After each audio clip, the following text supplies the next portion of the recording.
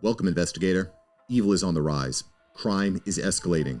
Our mission is to eliminate the crime by exposing evil, examine why it manifests, and highlight the brave souls that confront it every day. Join us as we work together to bring justice to every victim. Welcome to All Things Crime. Here's your host, Jared Bradley. Hey, everybody. It's Jared with your host with All Things Crime. Welcome to another episode. Appreciate all of you watching and listening and joining YouTube, Rumble, wherever you're hearing this. And where are we? Spotify, iHeart. Boy, it's all over the place. So appreciate everybody tuning in. And I also want to especially appreciate my guest today. His name's Clee Tilman. He's in central Pennsylvania. And this guy, I saw him, I want to say on LinkedIn. And you were doing a live podcast on LinkedIn and YouTube. He's got a podcast called Black and Blue. And I'll tell you, it's good stuff. He's also, man, Clee, what else do you do? I mean, you're, aside being, an active police officer and detective, you just got it all going on, man. Thank you. I swear, I appreciate that. Thank you for having me on the show. I don't know where we find time to get things done, but it's a fun game. It's a very busy game, but it's we're moving the needle forward, so we're having a lot of fun getting the messages out there. Oh, absolutely. If you're not busy, then there's just something wrong. Especially, I don't know, men. We have to be productive in so many different areas that, obviously the women do too. I mean, my wife is running ragged all the time, especially playing taxi for all of our kids. But yeah, it's amazing. I can't fathom just sitting around doing nothing. It just doesn't, I just get so bored, I'll watch a movie or two and during the week and then it just gets boring. I'm like, man, I got to go do something. And I'm it's obvious you're the same way. And so, hey, let's get into what started first. I'm assuming your police career started first, and then you got the idea of your podcast. So kind of tell us a little bit about your background and how things got started where you are now. Sure, absolutely. And again, like I said, thank you for having me on the show, taking the time out for this interview. I truly appreciate it. And going back, I see the Ranger tab, so I have to go ahead and say Army leads the way. I originally enlisted. Right. Yeah. I was a Fort Bragg enlistee many years ago. Seems like a lifetime ago. I was a parachute rigger back in the day, so I had my fair share of jumps and parachutes and drop zones and jump masters and everything that comes with it. And that's right. I had forgotten that that's another thing that I saw on LinkedIn that we had in common was service in the Army, man. So appreciate your service too, sir. Yeah, likewise. I appreciate your service. It's the time of the year that's fun for it. Right. But then I became a police officer shortly after I got out of the Army itself. And I've always wanted to be a police officer. I'm a second generation police officer. And I knew since the age of 4, that's what I wanted to do. So I went in 100% head over heels, loving every moment of it. Been doing it since 2006. From 2006, I started with a smaller department, then got to a department I'm currently with now, where I got to do things such as school resource officer, being on the task force as an undercover narcotics officer, working patrol, managing platoons on patrol, and now with CI as a detective. It's just a wide gambit of wonderful things to do. And with that, I know that getting the message out there, knowing how we're portrayed and visualized in the media and on TV, I kind of wanted to counteract that and put out our own narrative to kind of be fair toward us in law enforcement and first responders, where I started doing a podcast back in 2020. Well, I was podcasting before that, but I was focusing on law enforcement back in 2020, where I started the podcast Black and Blue. Black and Blue. We air weekly at 7 p.m. Eastern Standard Time. And when we do, we interview individuals that are first responders and law enforcement officers, whether they're rookie, seasoned, or retiree. And when we interview them, we talk about their training, their experiences, and their publications. So you have a lot of fun getting those messages out there and learning different. Each week we have a new guest, and each week we have a different aspect that we share. Nice, man. I'll tell you, that's 2020. I think it was 2021 when I got started with All Things Crime. Mm-hmm. It's interesting. Well, COVID was kind of the reason that I got going. Yeah. And I was just sitting around after, the 2 weeks to slow the spread turned into 2 months, and it started getting, even worse. I'm like, geez, somehow I've got to reach my customers. And combine that with, as I've been going around with M-Vac Systems and learning not only law enforcement, but especially DNA, I realized that there are so few people that aren't intimately involved with the process that actually understand it.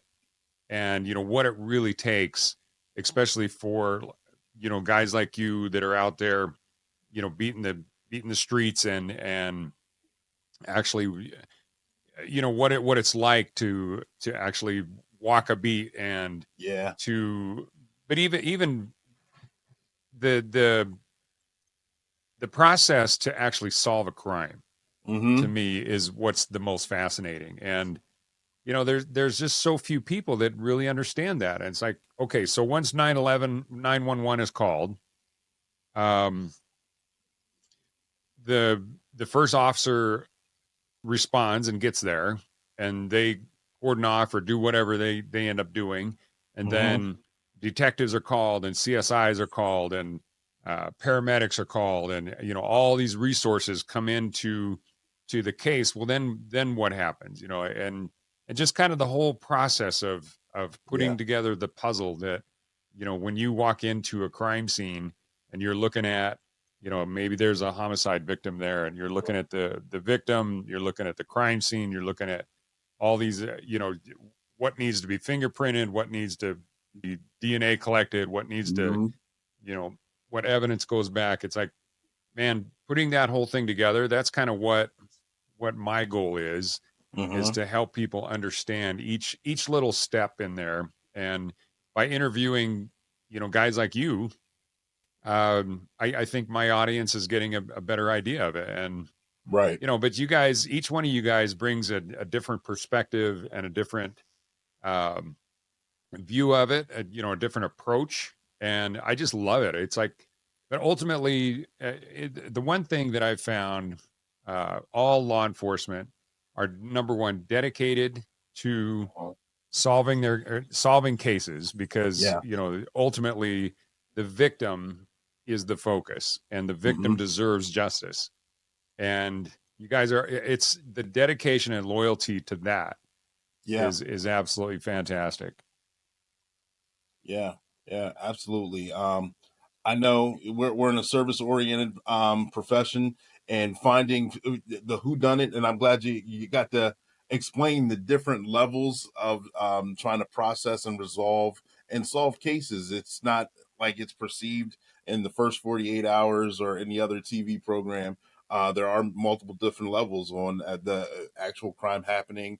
The patrol officer normally responding to that active or non-active event, getting the notes and figuring out, okay, like you said, if we're going to need medical assistance for any victims, processing, you've got to get CI out there for DNA, fingerprints, and figuring out all the way to the tail end when it goes in front of a judge with a district attorney, and you bad guy pleads guilty or not guilty, and potentially go in front of a jury of our peers and seeing what the outcome's going to be. That can be a long process. That can be anywhere from a month to a few years. I've seen it go I think the shortest amount of time where it went from that entire process was a month. The longest has been many, many years, unknown amount of years, because there's been a couple guys who are retired who get called back to have to come testify on the stand for things that they were doing while working. All right. Yeah. Well, it's interesting with what I do with M-Vac Systems. Uh, we can crack into cases that are 50 years old. Wow. Yeah. In fact, the record that we have is getting DNA off of evidence that was 56 years old. So, Wow. yeah, Wow. it's pretty cool. But so by then, geez, man, probably the detectives aren't even around anymore. So, there's there's there's pretty limited witnesses that you can call Mhm. on, when a case is 56 years old. But yeah, but I just, my hat goes off to all of you guys. Law enforcement in general is just, especially in today's day and age, it's so demonized, which Yeah. I just don't understand it. It's Mhm. one of those things that I'm trying to think of who I was talking to, but the the entire um, the entire profession is held to account for the actions of an individual. Yeah. Yeah. And it's weird. I think prior to George Floyd, the powder keg was kind of set. And Mhm. there's some specific politicians that really want that level of powder, but then Yeah. they had to have somebody to actually blame it on. And I Mhm. think the George Floyd incident really kicked it off. Yeah. And but it's sad because no other profession in the world is held to the same account.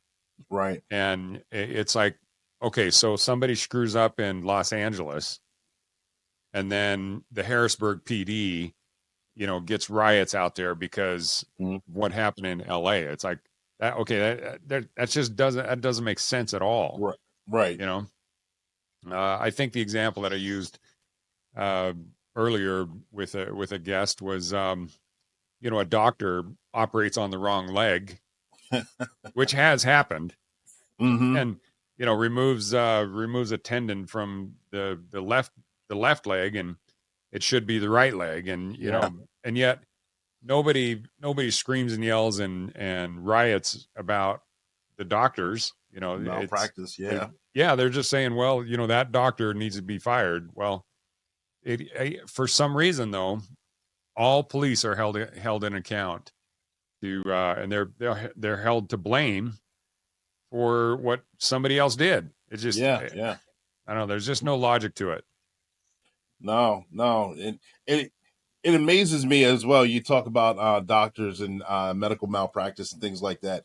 Police officers, law enforcement is the only job that I'm aware of, at least right now. It may be changing, that we're basically recorded 24/7, no matter what's going on.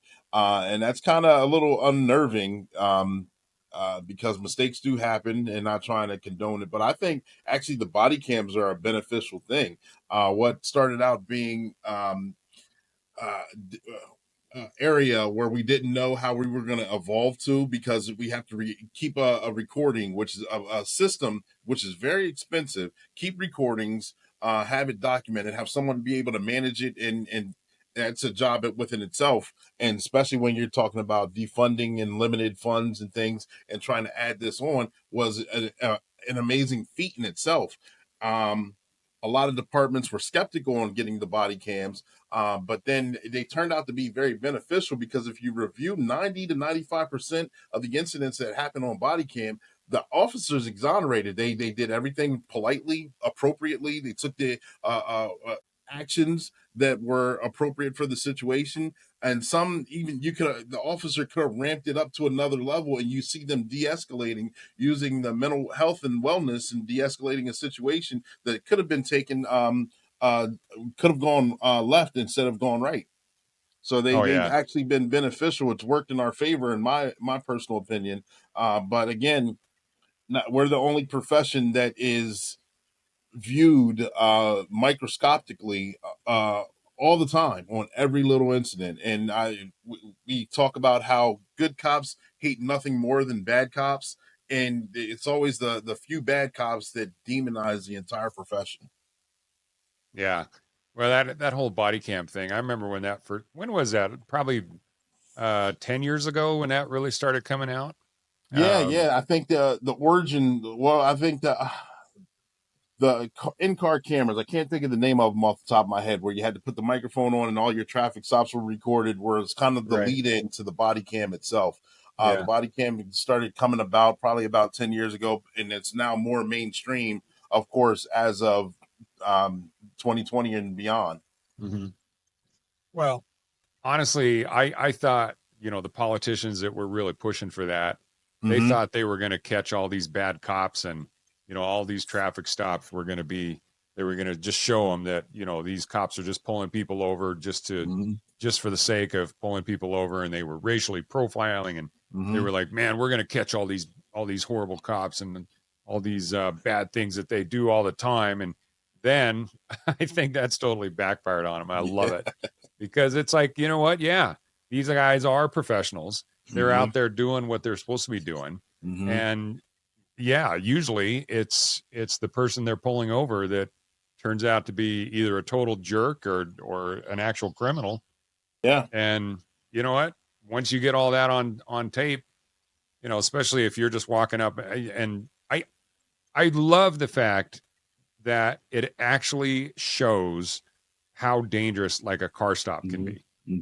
And you see all these shows now where they've got actual footage. These officers are just walking up, and some guy is breaking the law somewhere. It's either speeding or rolling through a stop sign or something like that, and then next thing you know, it's a firefight, and it's just this just crazy. And it's like, yeah, you know what, this cop was being professional, and then all of a sudden the perpetrator whips out a weapon and starts firing at him. And it's hopefully, I think a lot of the population is really waking up to it.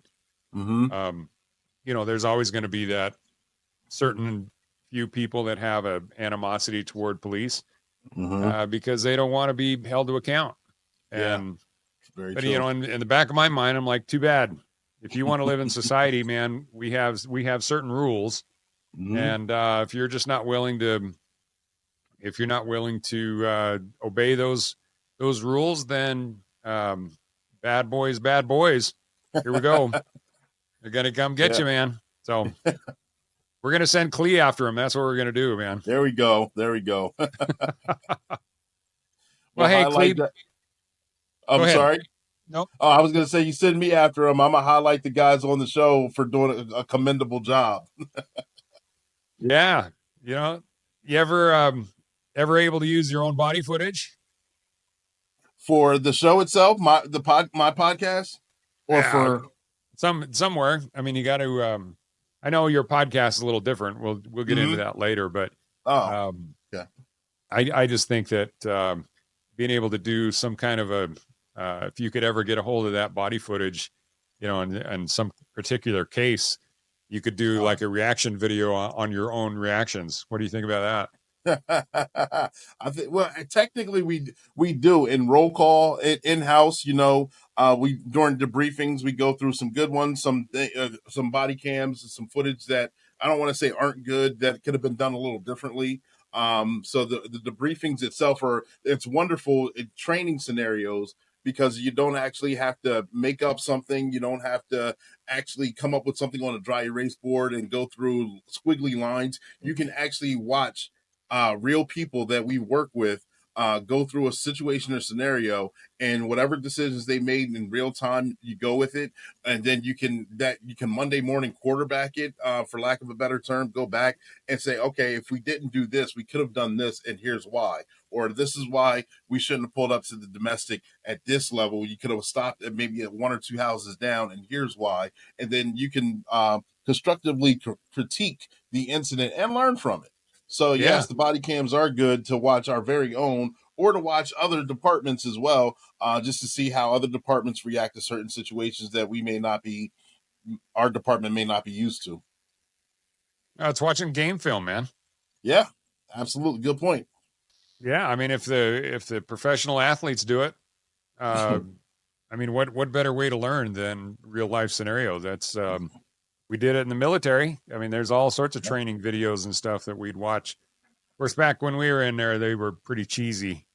Hopefully they've gotten better by now. But it's a process, and Mhm.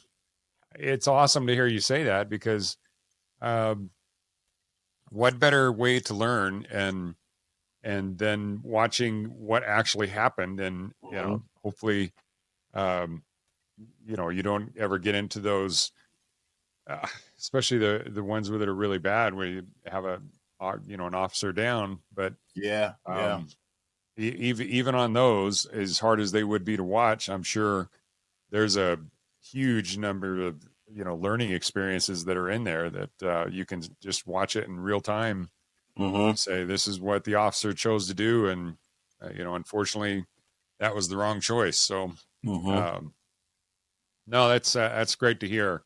Yeah. So out of all the times that you've been out on the street, I love to get experiences from you guys. Mhm. Is there anything in particular that stands out? You're like, man, this was a pivotal point in my career. Oh man, there's been a few, of course. 18 years in the game total. So I honestly I probably forgot more incidents than I can remember now that I'm an old guy in the game. But some in particular, one was a prostitution detail where it came in as a prostitution, where eventually we found out it was how can I put it? And I don't want to use too many police jargon code. Put it in layman terms. The prostitute was an older woman. She also had, I believe, her daughter or a family member with her. Her daughter was a juvenile who had her boyfriend with her as well, who was another juvenile runaway. And they were from another county, so no one recognized them at first until we put them, started running names, found them in NCIC. Of course, with prostitution, it's running hand in hand with drugs and narcotics. So it's at one of our local hotels that are you're seeing a lot of activity. Cars are in for a couple seconds and cars leave out. So more than likely some sort of transactions going on that's illegal. A lot of multiple cars, multiple times in the day for a long period of time. Long story short, the runaway juvenile male turns out to have passed away in his sleep while staying at this hotel from an overdose. And when we get there, I mean the individuals who do call us are doing CPR on him, but by the time we get there, you can obviously tell it's he's already gone. He's been gone for a while, and then the investigation starts from there, and you start backtracking, and you're thinking this kid was so young, and I, being an SRO, knowing kids this same age and the potential for them to go down the slippery slope, it was a trigger. Like, wow, like I mean, these kind of things happen, but to actually see it and be involved with it firsthand is kind of an eye-opening experience in a not so positive way. And I remember I was a football coach for a number of years as well. So having hands-on interactions with kids that age, I remember I'd be so hard on them because if they were showing up to practice late, if they weren't getting their grades correct, if my own family, if they weren't cleaning their room appropriately and things like that, and actually seeing, am I being hard on them because they're not listening, or am I being hard on them because I don't want them to fall down this slippery slope and end up like this juvenile, where you kind of start wondering where in his life did things start going wrong. And that case evolved to where it was multi county investigation, leading from prostitution sting, of course, and drug stings, and getting the juveniles that were involved into some sort of program and get them involved with proper state affiliations and agencies that would hopefully correct up a lot of years of inappropriate behaviors that happened with them, for putting it lightly. Yeah. So how old was this kid? Kid was 13 years old. Oh, Yeah. Yeah. 13 years old, and he passes away from an overdose. Yep. Fentanyl, Wow. using heroin. Oh, that's crazy. Thanks for joining us. Your attention today brings us one step closer to exposing and eliminating the evil that brings crime to our communities. Hit subscribe and share this episode. Together, we will bring justice to every victim.